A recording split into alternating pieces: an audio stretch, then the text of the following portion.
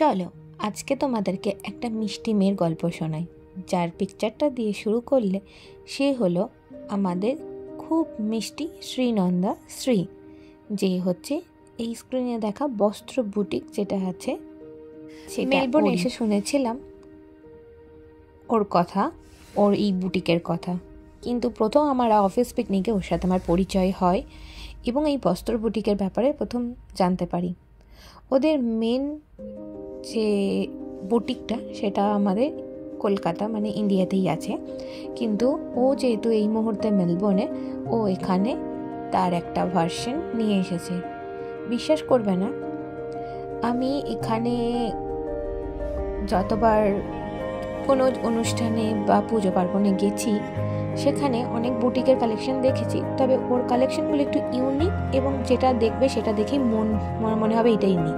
তো এই যে শাড়িটা দেখছো, এইটা আমি প্রথম মেলবোর্নে ওর কাছ থেকে কিনেছি এবং এটা আমি আমার দশমীর দিন মেলবোর্নের পুজোতে পরেছিলাম।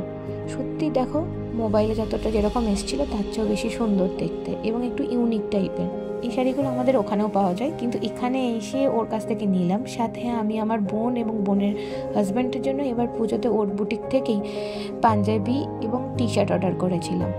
আর এই হচ্ছিল ও স্টল, তোমরা দেখলেই বুঝতে পারবে এটা শ্রী শক্তির পুজোর দিন ও স্টল, যেখানে ওর স্টল থেকে চোখের সামনে, সেগুলো আমার ভিডিও করা হয়নি, মানে প্রচুর লোক এবং আমাদের অফিস কলিগরাও টি শার্ট পাঞ্জাবি নিল, অনেকে ওখানেই কিনে ওখানেই পরলো, কিন্তু যা দেখছি সবই যেন পছন্দ হয়ে যাচ্ছে।